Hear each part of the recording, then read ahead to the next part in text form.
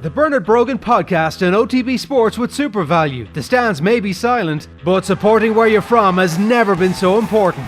SuperValu, supporting the GAA All-Ireland Football Championship for over 11 years. Bringing you the best of GAA conversations. Hello and welcome along to a very special bonus episode of the Bernard Brogan Podcast. I'm not Bernard Brogan, my name is Tommy Rooney. I've been the producer of Series 1 over the last number of weeks. And in this special episode, we're going to look back on some of the special guests that we've had. We've had Jack McCaffrey, we've had Tadhg Kennelly, we've caught up with Tommy Bowe and Shane Lowry, and they've all been in conversation with the man beside me, Bernard Brogan. Bernard, it's been a great series. It's brought to you all with thanks to SuperValu, proud sponsors of the 2020 All-Ireland Football Championship. Usually you're the man that's introducing this podcast and I'm in your ear. Looking back on season 1, how have you found it? Have you enjoyed it? Has it been a particular highlight, or was it all something that you enjoyed doing over the last couple of weeks? Yeah, I thoroughly enjoyed it, and thanks to you for being the man behind the wheel, and to SuperValu for giving me the opportunity. I suppose for me it was very much something that the media, the space is something that I've been thinking a lot about post GA career, about what will I do, and I think this is a really nice space for me to explore my own thoughts and future, I suppose, in sport and in the public eye, I suppose. But yeah, I think when we met, myself and yourself, a couple of months ago, and we kind of just started to draw up a list about podcast conversations and who should we talk to. I think I'm actually just delighted with the caliber and the personnel that we got to agree to come on. I just think, first of all, they're people that I hugely respect and admire, and I'm friends with all of them as well. They're colleagues and friends as well, and I think that made it much easier for me. I'm not the most naturally gifted person in front of the camera, as a lot of Connor sketches and a lot of other comedians out there try to let me know about as often as they can. But yeah, it was a really nice kind of way for me to start into this world, I suppose, and getting some friendly faces and some people that I trust around me to start me on that journey was really, really valuable. And just the conversations that we had, I think, yeah, to learn about the way to operate as a presenter or in a podcast. I think having people that I know and people that I could just have a friendly conversation with made it much easier, and really gave us the opportunity to go much deeper in the conversation, I feel. Well, that's the thing, Bernard. It was probably your first time on this side of the microphone. Usually you're either as a dub trying not to answer or trying to keep the head down. As a footballer, as a sports person, you're probably trying not to entertain that side of things a lot of the time. But I think over those 5 episodes, we got into some really good conversations and some really good topics.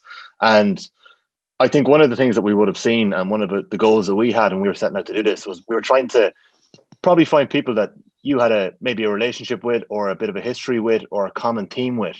And we tried to get stuck into a couple of different things. Like we saw it with Tommy Bowe. We got into a lot about playing at your peak, but also what it's like when you're close to retirement and you're looking over your shoulder at players that are coming through.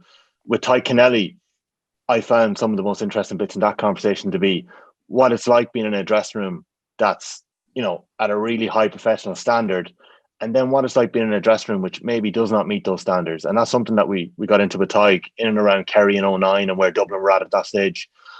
Shane Lowry, for me, what a guy, such a treasure to have on. One of my favorite parts of the whole series, and you completely swallowed it aside at the time, was, and you've been talking all week about how Shane Lowry is one of your sporting heroes. But my favorite part of the Shane Lowry piece was that Shane Lowry loves GAA so much. He was so happy to just be on talking football with you. I think we caught him when he was just home from America, and it was the height of the championship, and he was in great form.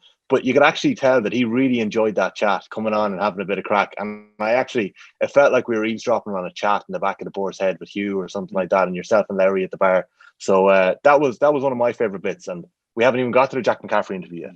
So it was a really good series, and I think over the next little while here, we're going to flick through some of the highlights.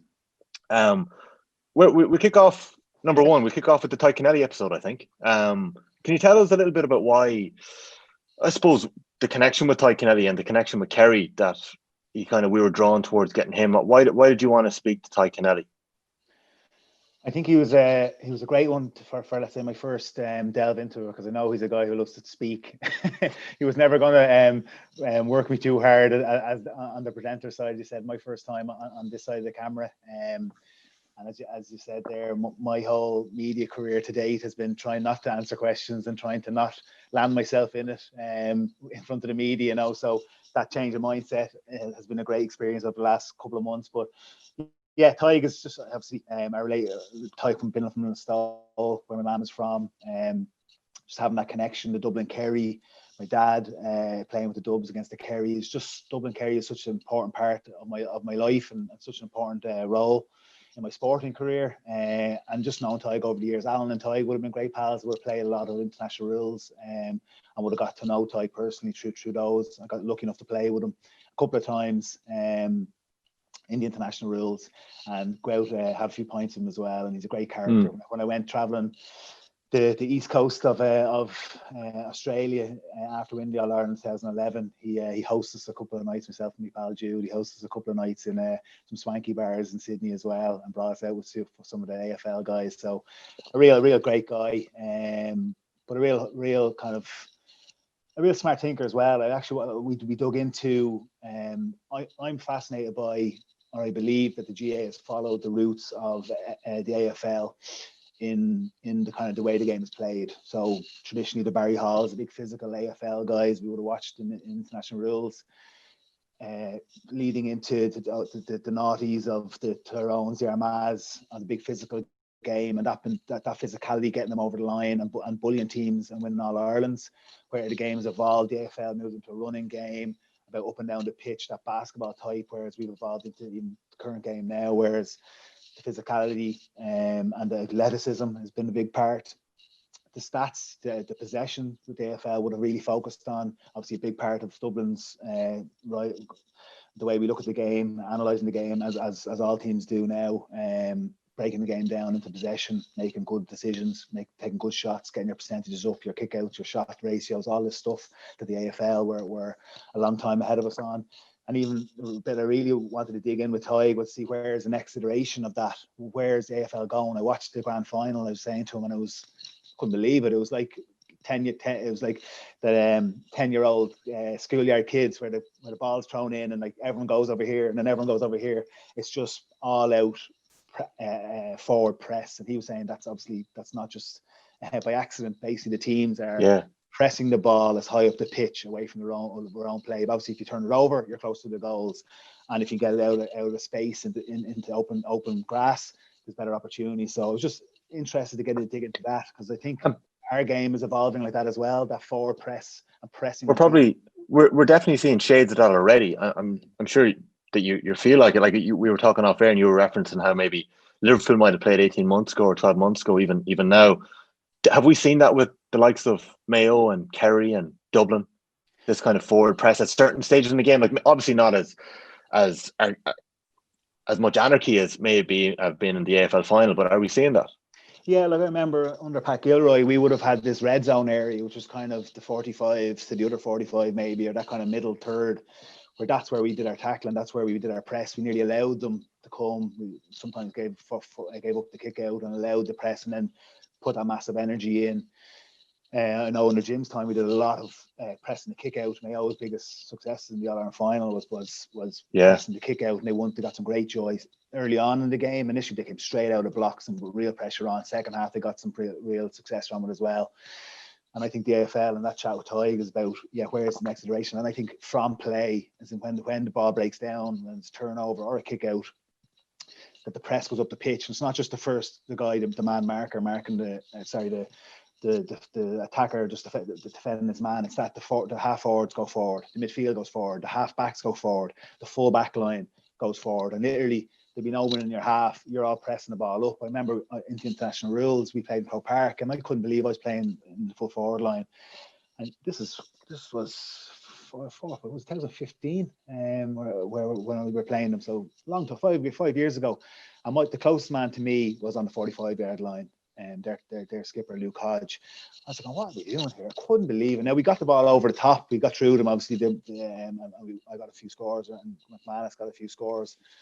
But I just till I chatted to Tadhg Kennelly, I couldn't understand what they're trying to do. And it was that transition and the time when they were transitioning into this mass or this full press across the pitch, in like the whole pitch goes up. And I think that's where when you say that, I'm picturing the final moments of the All-Ireland final between Dublin and Kerry, and that image we saw of Stephen the whole team pushing up to try and win the ball back, and Stephen Cluxton ends up marking Tommy Welsh.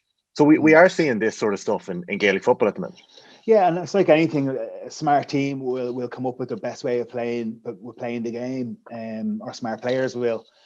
Is that a conscious thing? I think on Dublin, yes, maybe. Obviously, when Dublin go press, and that picture talk about the team was pressing and it was to get the ball back, and we all knew what we needed to do, or the team knew what they needed to do. But is it conscious? Whereas what the AFL are doing now, it's consciously a tactic that this is what we're doing in this situation. This is what happens. We all press. I don't know if GA got to there yet. Albeit for kick-outs, we press, yes, and we stopped, and we close the space. But I just think there's something in that, you know, and I love getting into that with Tadhg for a few minutes. I think we're going to see a bit more of that kind of that real mass and full team press. It'd be interesting to see. Definitely. We're going to hear from Tadhg in just a minute. One of the other things from that conversation would have been the start of Learwigs, which is a quote that I'm sure you're probably not that much of a fan of, that Pat Gilroy came out with after the Kerry beating in 2009. I'll be honest, Bernard, as a Meath man, I made sure that we got that into the conversation as much as we could. The good old days of 2009 and 2010, because we haven't had many days against the Dubs since then. But that part of the conversation, Tadhg Kennelly coming home from a professional career in the AFL, to go home to Listowel, there was reasons why he had to do it, and there was reasons why he felt compelled to come home and take a break from his professional career. And he's gone back, and he's obviously excelled as a coach over working with the Sydney Swans and all of their different bits and pieces in terms of being that bridge with players going over here from Ireland, young players, and having a chance at the AFL. Kennelly came home and he went into that Kerry dressing room, that had already won 3 or 4 All-Irelands already that decade in 2009. I found that a really interesting part of the conversation, because it's a sliding doors moment in Gaelic football history that I think we'll be looking back on an awful long time. Should that Kerry team at that moment in time pushed on and done way more than they did? They obviously added another All-Ireland in 2014 at the end of Donaghy's era. I know you were in a brilliant conversation with Kieran Donaghy earlier in the winter when we were talking about the Kerry and Dublin dressing rooms and what the difference was. I know Donaghy and a lot of those Kerry lads would have regrets about the amount of All-Irelands that they won. And maybe 2011, maybe those last few minutes is the shift. But we got to the root of it in this chat with Tadhg Kennelly about the Dublin dressing room back then. And you kind of were asking them questions about the difference and what their perceptions of Dublin were. For me, that was a really interesting part as well. It's well worth checking out. Right now, we're going to take a listen to similar enough part of this conversation. Tadhg Kennelly talking about how much Listowel meant to him. You guys obviously have a Listowel connection with family members. So this isn't the story where David Moran ends up on your mammy's couch one night after a good night out. This is Tadhg Kennelly talking about Listowel.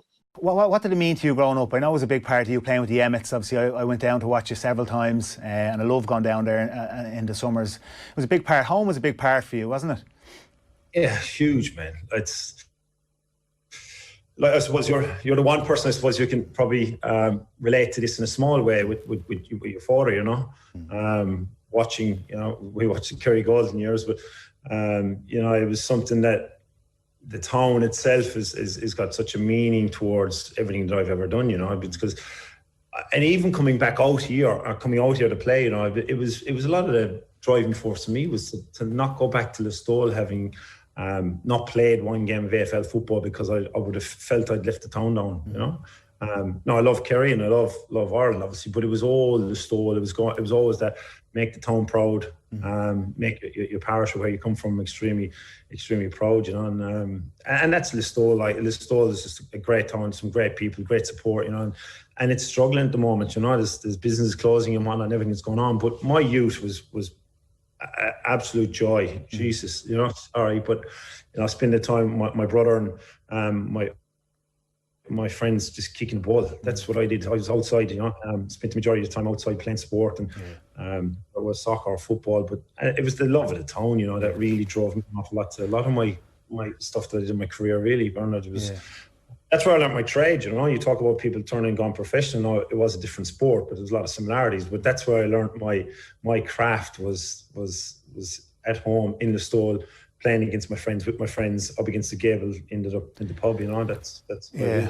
Yeah, Tadhg Kennelly there from episode 1 of the Bernard Brogan podcast. On episode 2, Bernard, we got a Monaghan man on, a man who grew up near the border, Tommy Bowe, who's obviously had a fantastic career in rugby.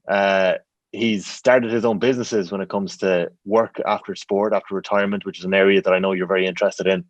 And he's also had a fledgling TV career. He took a call straight after an episode of Ireland AM, and we recorded with him that day. So it was a really, really interesting chat that we had with him.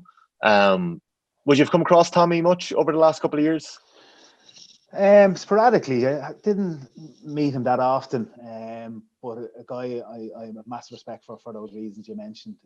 Obviously a very high achiever on the pitch, Alliance Tour, Grand Slams, all of the great CV from a sporting career, but more so for me it was his business acumen, his ambition, I suppose, to get after, to become an entrepreneur, to get involved in business, and obviously in the media side. He's kind of a guy I've kind of watched over the last number of years, and I really like how he's progressed himself and grown as an individual. And obviously he's now doing great stuff on TV. Obviously learned his trades, did all of these things, and is now very au fait watching with the weekend with the last week with the rugby. He's become a real great presenter, you know what I mean, and definitely a guy that I look to as inspiration for my own, because it's an area that obviously this podcast is a start into this world for me, but I definitely have ambitions to do.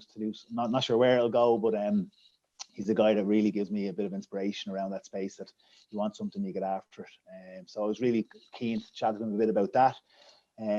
But also, his career was quite similar to mine. Obviously, he had some great highs and had some challenges as well. Kind of the latter end of his careers, he had some injuries. He kind of was a bit apart. He didn't get as much game time as he would have liked. Had his own demons to deal with in that sense. So I was really interested to get into dig at that. We talked a bit about what it's like to be at your peak. More importantly for me, it was about how you dealt with those setbacks, how you dealt with challenging times, and as I did, looking over my shoulder at young lads coming up behind me, and how did he cope with all that? Yeah, it's probably a natural kind of a journey of a sports person that I don't think I ever thought about.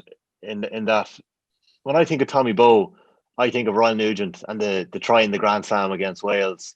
When I think of Tommy Bowe, I think of the good times. You think of Tommy Bowe smiling, the Monaghan man that everyone was such a big fan of.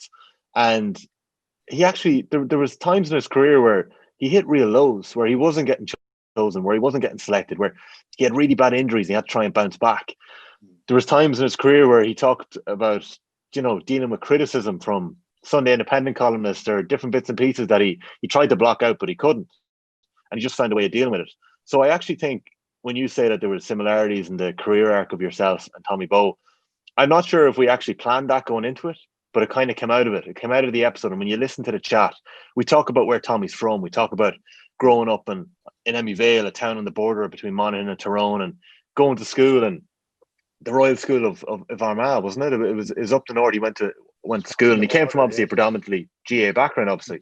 And it's nearly a cliche, but I love chatting to the likes of Rob Kearney or hearing from Tommy Bowe about the impact that GAA had, because similar to the Tadhg Kennelly conversation, all of these sports and all of these skills, we can learn so much from these different sports. And there's obviously the people who are at the top of the game are taking bits and pieces from basketball and bringing it into football, or from soccer and bringing it into basketball, or whatever.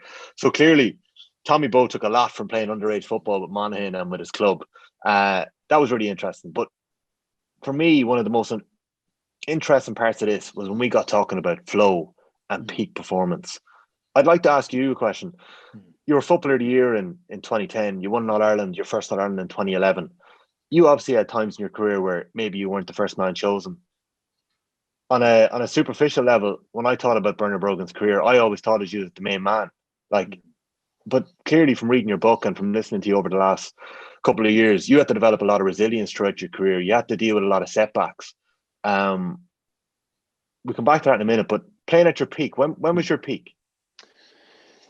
Yeah, I probably would say around 2009, 2010. And I suppose what is your peak? I suppose it's when you feel confident in yourself, and that's usually down to preparation you put in. And there was a time when I really worked hard on my own skills. Pat Gilroy put me under pressure. I was working hard. I was getting out. I was practicing my kicking. I was striking the ball beautifully, and I felt as if every time I got the ball, I was gonna make something happen.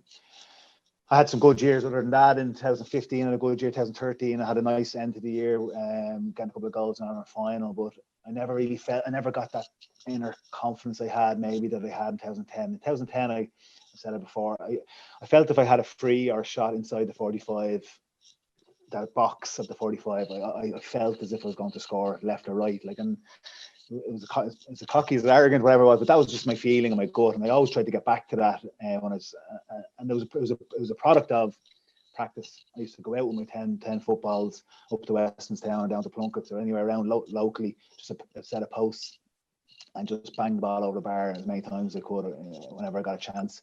Was it that simple? Because there's going to be a lot of people now who are obviously stuck in lockdown and they can't train with their clubs at the minute, and they might have a couple of footballs. Is there an element of smart practice with that as well, Bernard? Because you could go out and kick 100 footballs and not get anything from it.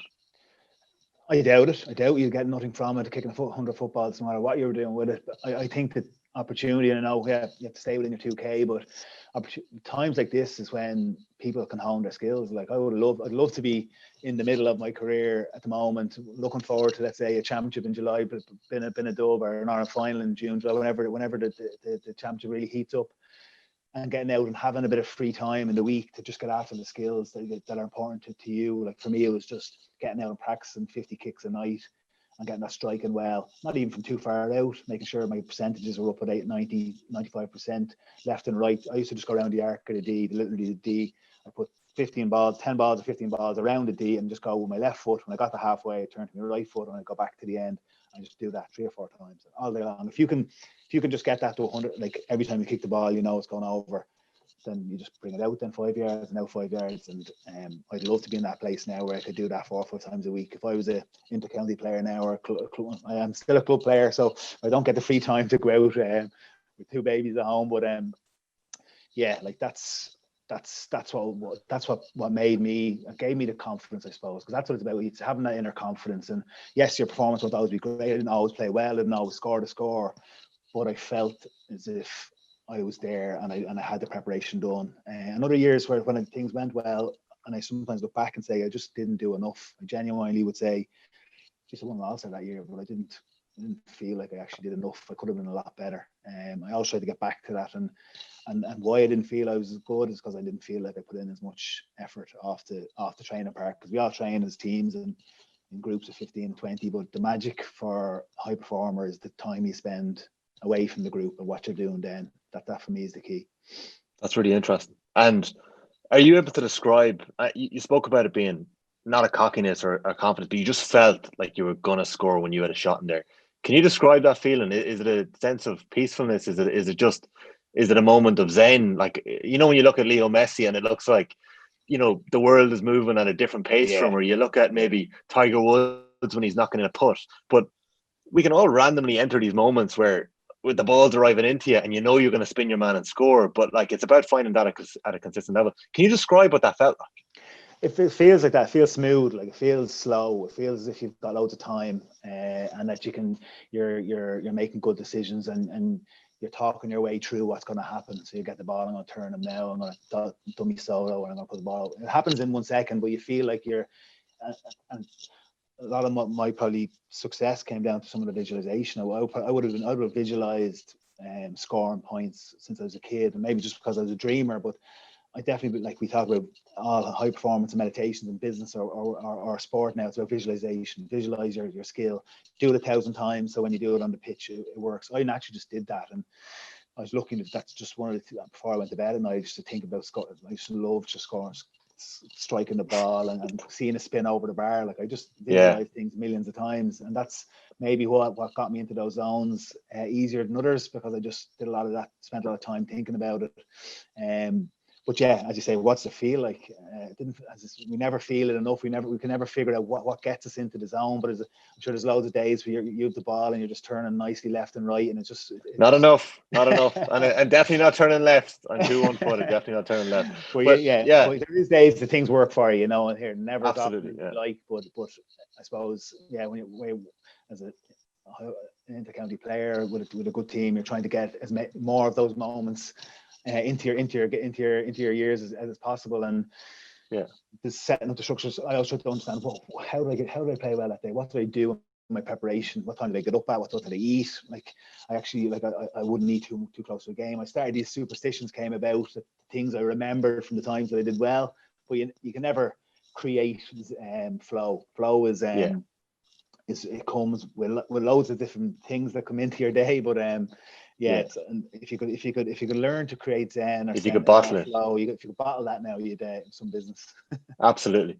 Maybe we can come to that later this year. But we got into that with Tommy. We spoke about his peak performance and playing at your peak and we speak about it a lot. So you check out the podcast, go listen to it. We're going to play you a clip here though, and it's Tommy talking about what it's like to not read. He actually got a phone call telling him what somebody had written about him, but dealing with criticism when you're a sports person and being in the limelight. Have a listen. I remember I played against France in the Stade de France over in Paris. And I tell this story all the time that it wasn't my best game, but I got taken off after 50 minutes. And the following day after the match, I just tried to keep my head down. I didn't want to read any papers. I didn't want to look at any of the coaches in the eye. I just knew I needed to get to Monday morning for training to start again. And I got a text message from one of my good mates from Monaghan.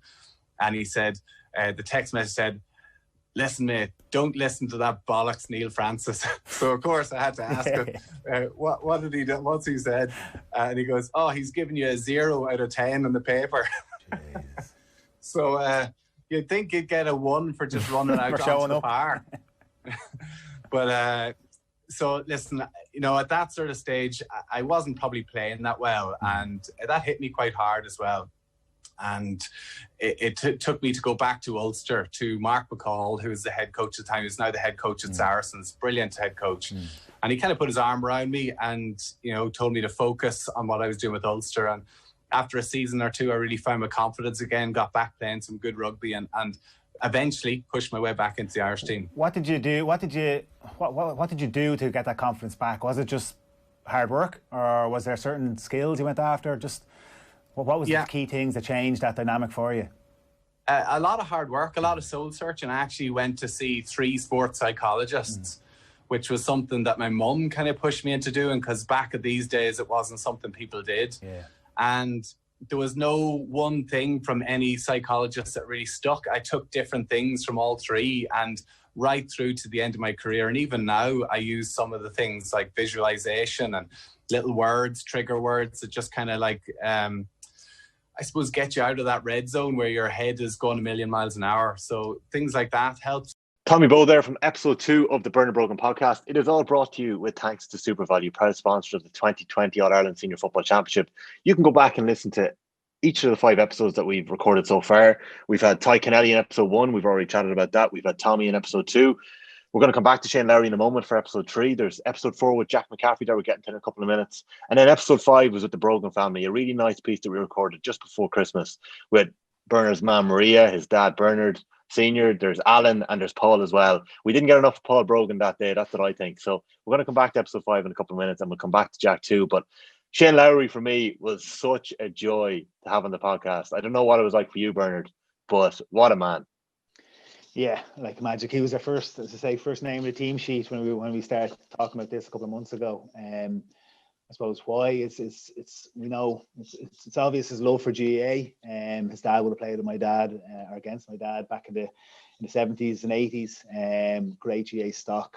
Shane loves it, and I've met him many a day, as a lot of people have in Croke Park, shouting for against the Dubs, depending on who the opposition was. Unfortunately, we haven't had as many days in the football as he would have liked. But but I suppose the real magic piece about Shane for me is that he is, even though he's Ireland's gem and he's the people's champ and all that, he is an ultimate high performer, you know what I mean? And sometimes doesn't get the credit, or maybe because he always has a smile on his face and always has a gag to tell, and he's so humble and such a normal person, that sometimes he mightn't get the credit for how true a high performer he is, because he is dealing at the top level of a sport that has such a competitive nature, and the levels of the top 10 to the top 50 to the top 100 to the next 10,000 is so small.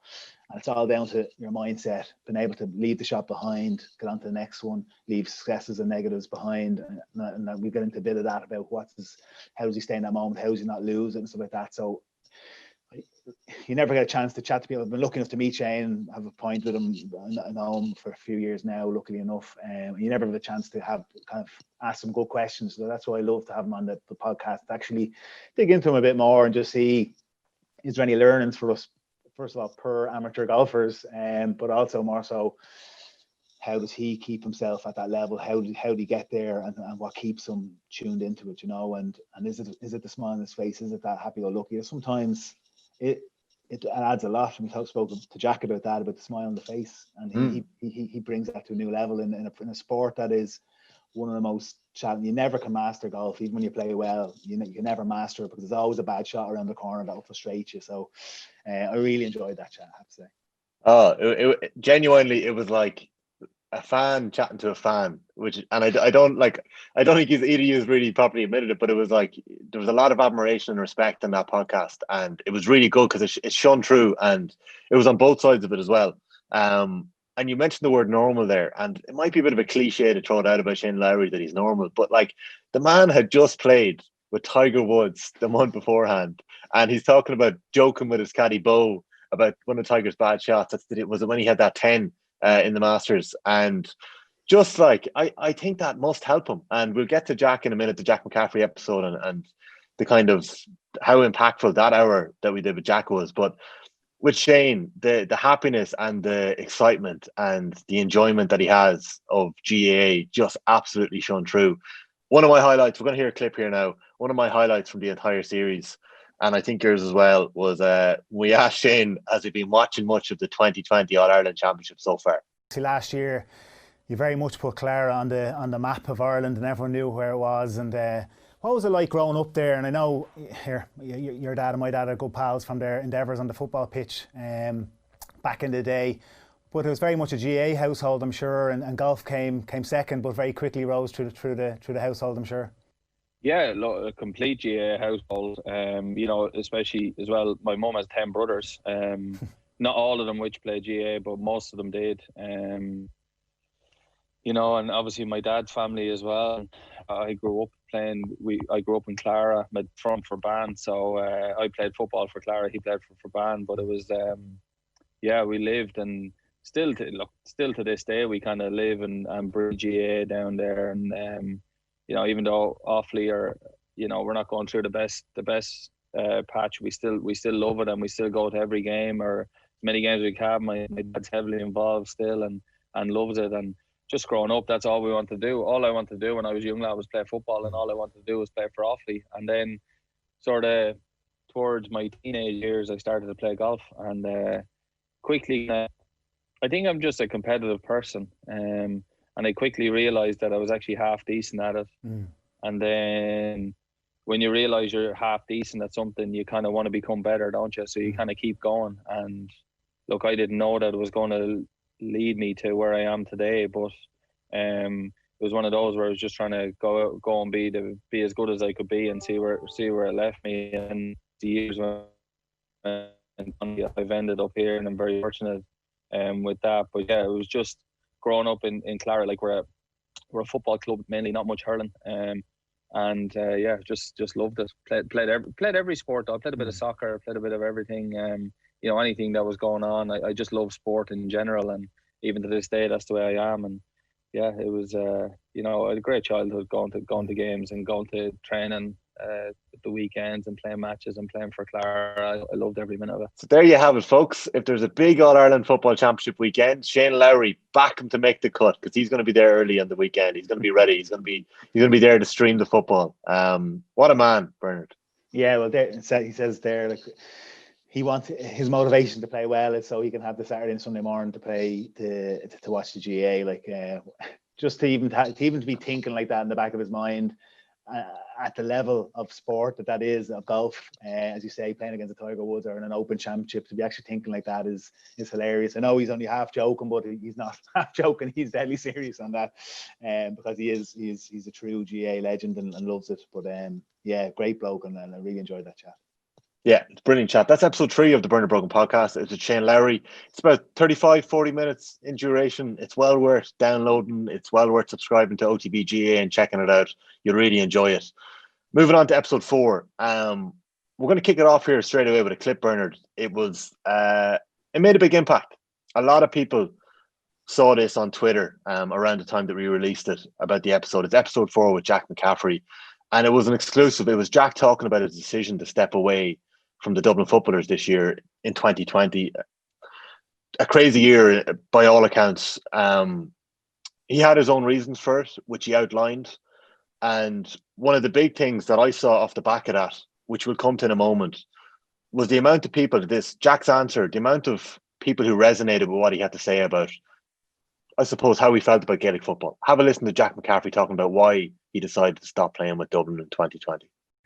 Something just wasn't right, and it probably wasn't right since halfway through the summer last year, when I just felt the fun had gone out of the whole thing, really, and I wasn't looking forward to going to training. Like, you know, I'd spoken in interviews before about the love I had for the group and stuff, and that was always true, but it just kind of suddenly wasn't really anymore, just because of changes in my life as opposed to anywhere else. And then I think what broke me was the drawn final.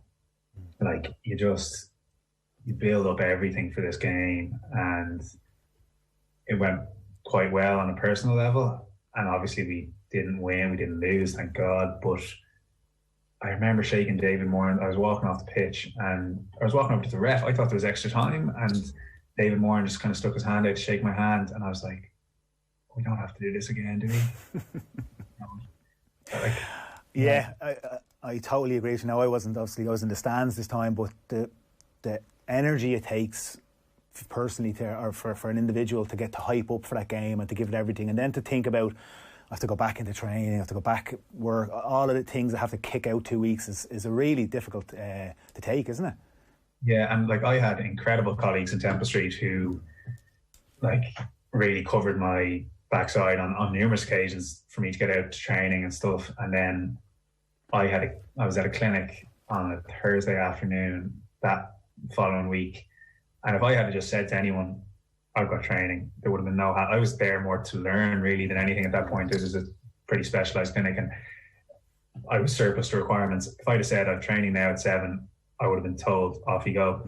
But I just kept my mouth shut, and I stayed there till 8 o'clock, I think, and I missed training. And I was like, I can't go there. I can't. I just turned up and told Jim, got caught late at a clinic, and didn't train, and we rolled into the next week, and thankfully everything went well. But I was so drained by that. And then I never really got it back. Bernard, there's a moment there in that clip with Jack, and it's so powerful. And it's when he's talking about, he's after just putting in an All-Ireland final man of the match performance. The Dubs had a man sent off.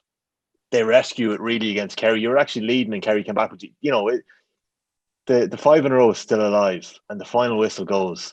And Jack talks about that moment where he's thinking, right, going to the referee, how long for extra time? And David Moore sticks out his hand.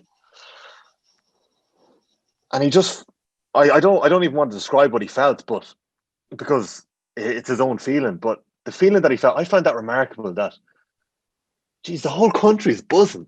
Everyone interested in Irish sport is buzzing at that moment. Yes, we've got a replay. There's you might think that we want the Dubs to be beaten at all times. I don't even think that's true. I just think people want to see competition with Dublin when it comes to these games. And finally, we had somebody going toe-to-toe with them, as Mayo had done before. I think everyone was so excited. But Jack McCaffrey didn't feel excited that day. And I presume, as players, a lot of you that initial feeling. Tommy Welch spoke about it too, but playing in an All-Ireland final replay with Kilkenny, and it was against Galway, and they all went into the dressing room and they're feeling a bit sorry for themselves. And Cody said, "Lads, you're the luckiest people in the country. You have another chance to go out and do it." I think that's slightly different to what Jack McCaffrey felt. I don't know what you think. I just thought that was a remarkable moment. He was being honest, because the honest feeling for a player who's put so much into a year like that and so much energy into that weekend and all of the preparation and all of the year that's before and everything, and all 5 in a row, making it even just more kind of emotion. Did that weigh heavily? Did that weigh heavily? Not particularly the 5 in a row, but just the whole journey, as in like all the years and everything. And it wasn't as if it's all 5 was in my mind, but a replay like that and having to go back to the drawing board for 2 weeks and do all of the analysis and all of the rehab and all of the stuff. It's just a pain for a player to go through a replay like that. I had to do a few of them. You never want to lose. You're lucky that you haven't lost the game, and everyone's aware of that. But he was fair, typical Jack. He just says what's on his mind, and he's just transparent and honest. No player wants a replay. They want it to be ending. The plans to go away on a holiday with their missus or their mates in 2 weeks. They probably got flights booked. They want to go a few pints that night. Did the family up, or all of the things around it that are maybe not selfish things, but they're kind of the positive, the joys, the nice bits around celebration and all the finals. And we've been lucky enough to win all of our finals we've been in. So in Jack's head, that's all of that stuff, and then for that all to be thrown out the window, and then for him to just go back in analysis and have to watch the video, and it's difficult. It's difficult for a player, and he just told it as it is, and he just didn't sugarcoat it, because we all, as I said at the start of this, we all don't want to say something that the media will grab a hold of, but and that's typical Jack. The whole hour was him being honest. He talked about the challenges with his mindset and why he took up running to get in and get out of his head. I heard several people say that to me about, wow, just Jack to say that, just that statement came back to me in waves from people. That was really powerful to hear, that people always think you're bulletproof on the pitch and life can be always amazing because you're out there in front of 80,000 people, but that's just your norm. Like if you do that, that's your norm. You still have your challenges still relative. You still have your baggage at home. You still have your work. You still have all these things. And Jack, like everyone else, has these challenges, and at different times needs to be able to get in and get out of his head. And I just think from minute one in that chat, and that's why I really wanted Jack on, because he's such an interesting character. From his fantasy novel, obviously, he was a great old crack on that, and how he's into that. But he's just such a transparent, he's such an honest, and he's such a likable character. And because he's honest, you know what I mean, he's different, he's unique, and he's obviously one of the best that's ever played our game. Naturally skilled, works very hard at it, but is very honest as well. So for me, like, I was just so glad that he agreed to come on with me, because I knew it would be magic.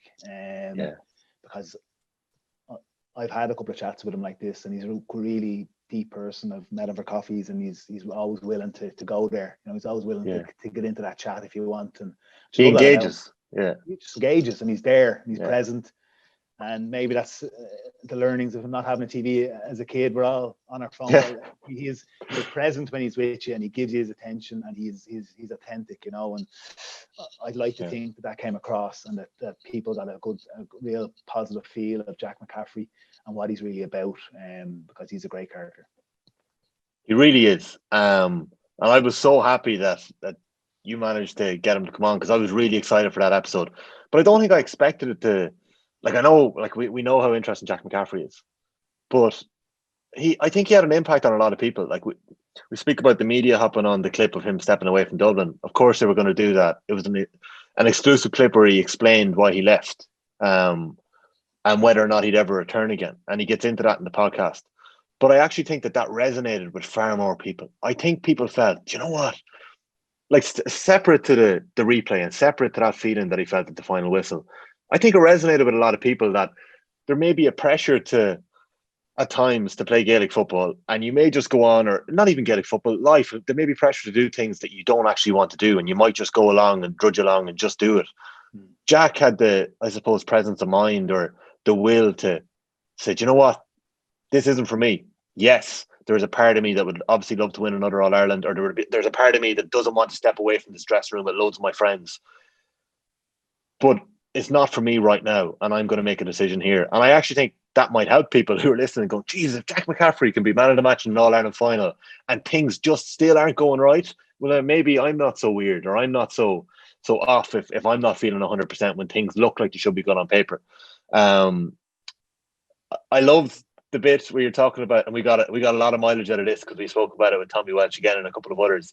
But the bit in the green room, we'll say the final moments in the bowels of Croke Park before you enter the pitch, and you're talking about Jack smiling in the huddle, and just the different characters, and Jack kind of goes through the role of honour there, and he's like, I'm looking at Cluxton, and I'm looking at Berno, and I'm looking at James McCarthy, and some of the greatest players to ever play this game. And he had this moment of realization of how lucky he was to be standing there. And I just thought that was really, really interesting and really stood out from the podcast. Like, there's so many bits and pieces in that episode, but we're going to play another clip here, and you've referenced it already. And it's a clip that for me stood out and probably deserved to get more mileage than the bit where he explains why he stepped away from Dublin. It's this part where he talks about getting in and out of his head. We're going to let Jack take it away here, but you kind of, the way you put it to him was how confident he seems on the outside. And I think we all might have that perception of Jack McCaffrey. He's a doctor. He's a really good guy when he comes to chatting and speaking, and looks like he's happy all the time. He looks like he's at the top of his game. He looks really confident. But sometimes that's not always the way it is. I haven't figured out quite yet how to get in and out of my own head properly and where I'm at and just kind of checking in with myself. One thing that I am very good at is kind of reading other people and giving them what they want and kind of showing them a side of me that I think that they want to see, especially in like media things, just a bit of a smile and whatever.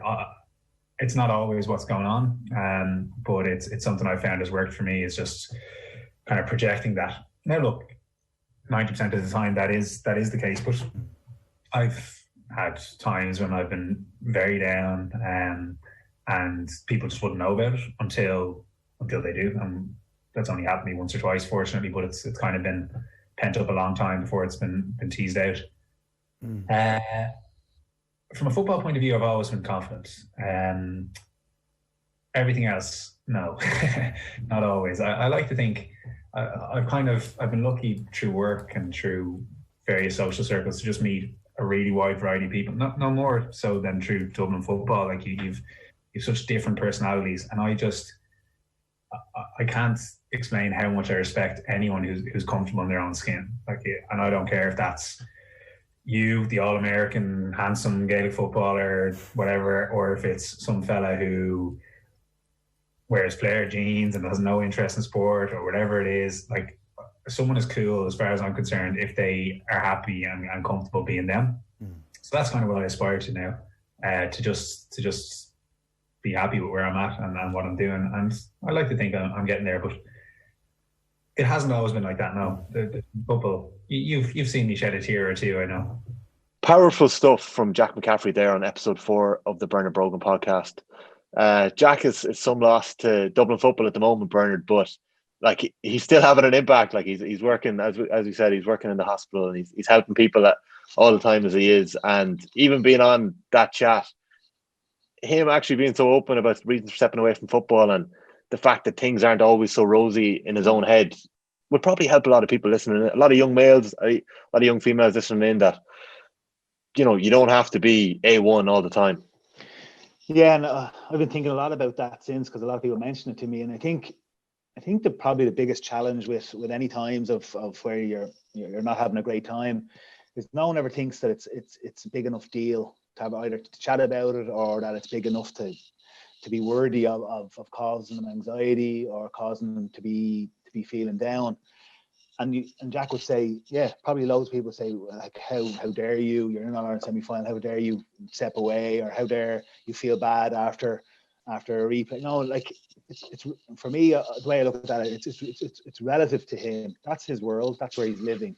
And be it a challenge about football, or now as a doctor where he has a challenge, if that's what's making him feel a bit off, then it's big enough to be dealt with, or it's big enough to be an issue, you know. And I just think that for me, it made me think about that and say, or anyone, when people listen to it, hopefully they felt as if like, yeah, okay, my issue is something about finances, maybe whatever it is that people's issues are. If they're big enough issues to cause you anxiety, then they're big enough issues. Doesn't mean that no, there's always more tragedy in the world. There's always people that have death and loss and all of this stuff, which is obviously majorly important.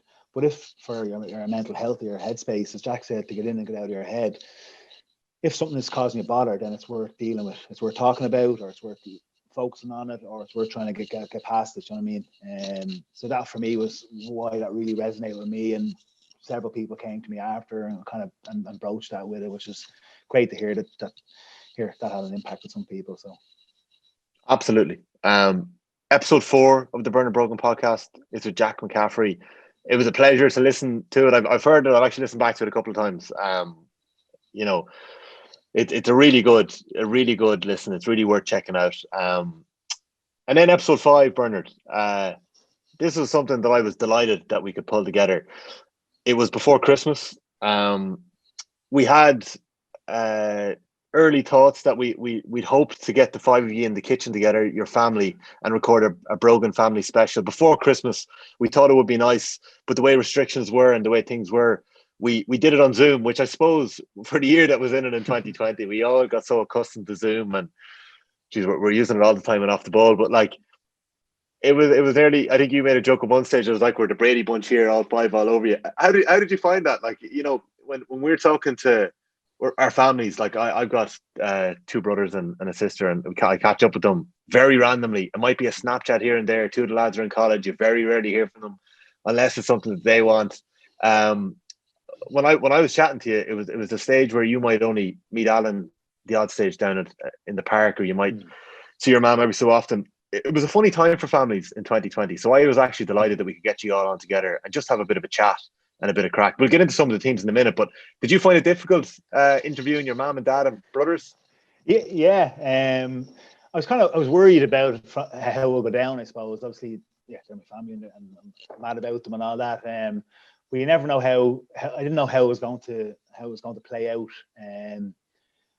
But I think you're right. I think to be able to, the year that's in it, but any time, like, when do you ever have a deep and meaningful with your family? You know, hey, your mother or father, your mother probably more, but you might ask you how you are at different stages. But you rarely get to ask your brothers questions. You rarely get to have a bit of an insightful chat about what their thoughts are.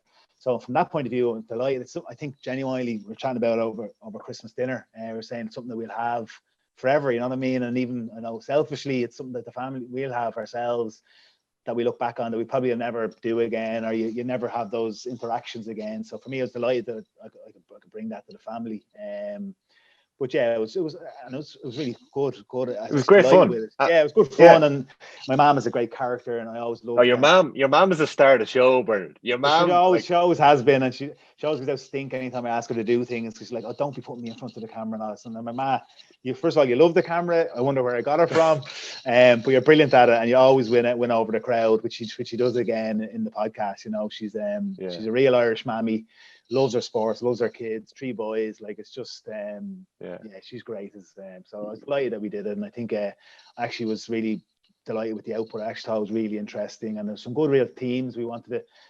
I believe very strongly in parents being there for their kids and their development and sport and all that, and I believe even more strongly that the parents that show up, it is a direct correlation to the success of their kids in whatever they do. I remember I said in the podcast, myself and Ross McConnell, who my best pal and would have played a long time at Dublin with me, him and his dad and mom and my mom and dad were the ones that were on the sideline week in, week out. There was a couple other parents as well, but there's 20 lads there on the sideline on both teams, and you know the GAA sideline is like at under 14, 13, 14, 12. There's 3 or 4 parents or whoever's driving the cars, and it was the same ones week in, week out, you know. And I just wanted to get that point across, and obviously it's to say, just, I've said it to him before, but it's nice for Alan to ask him, did he think it was a big part in our development, and Paul, like, so it's nice for them to hear it as well, because they did devote their lives to our development, and they loved it. And my mum,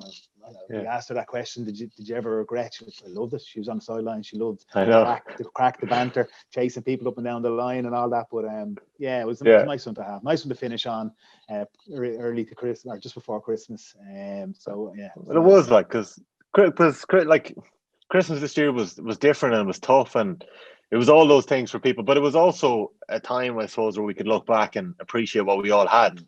I think that with this, the fact some of the teams that came from, and it's very similar to the other episodes we had, I think people can resonate with some of the stories that we got on each episode. And one story in particular, and you've kind of referenced it there, it's your mom talking about what it was like raising 3 sons who were all sport mad and trying to keep on top of going to all of the games, and your dad as well, and herself and Bernard Senior trying to make it to 3 different games across Dublin in the one day, and her antics on the sidelines. I think we all know a GAA mammy like this, whether they be at home or they're in the club. Have a listen to Maria Brogan. I mean, I would always have been of the belief that, especially with the football, when you were training during the week and that, you had good people in the club looking after you and that, but the least your parents could do was turn up and, watch your matches and cheer you on and support the team and that kind of thing. So it just kind of grew from there. It was a very natural thing. It would never have dawned on us. In fact, if we did miss a match, it was actually quite upsetting. And when it got to the stage where the 3 of you were playing as young fellas with 3 different teams, your father and myself would be herring around the city trying to get a half an hour of each of your matches in, so that we attended a game, each of your games. So it was very important to us to see and to watch you and make you behave and things like that. It was difficult to keep you on the sideline, man, because you were running on with the umbrella when everything was a row. Well, I didn't really like anybody on my own. There was 2 instances where, I think one against Finbars, when I was getting a couple of clatters off a couple of lads in a Plunkett's Finbars game, when you came on with the umbrella, and I was actually afraid that you might get a hit yourself, so I had to get Dad to drag you off the pitch. And I think I was talking to Declan Lally last night, and he was saying that he remembers when Alan was, I think your pal Anto Holly in Whitehall, Alan used to give you a few thumps every now and again, and Mum came on at one stage to take him on. So yeah, you weren't shy either. Oh yeah, well, I mean, it was, you'd never have done anything, but it's just, it's the excitement of the games and that kind of thing. And when nobody likes to see their child being hit by anybody else, not that you do anything about it, but it was all part of the game, and we had great fun. I have to say, it was great fun. Brilliant stuff there. So we mentioned that Maria, absolute star of the show. She was great. Your dad as well. Your dad, I love ringing your dad when it comes to Dublin golden generation, talking about the good old days with Dublin and Kerry, because you can tell when you give him a call, he comes alive. He loves that stuff. And I think I hadn't actually realised the connection that your mum and dad had met down in Kerry, and they'd been introduced. And I know you go into it in the book, and we talk about it in the podcast. Who introduced him again? It was Jimmy Dean. Jimmy Dean had introduced him, Dan. It was the Listowel races and the connection that was there. For me, Paul Brogan, we didn't get enough of Paul Brogan. We didn't get enough of Paul and figuring out who Paulie is. And I was trying to unearth, and we talked a little bit about his golfing career. He was actually played against McElroy, and he was actually a really good golfer, but probably watching his brothers playing. Well, Alan was playing minor at that stage when he gave up the golf when he was, let's say, 14 or 15. But he's, so anyone who knows him, he's a massive unit now. He's big into the gym. Obviously he did 3 cruciates, so his football career was curtailed, but great character, but a soft soul as well. So it was nice to get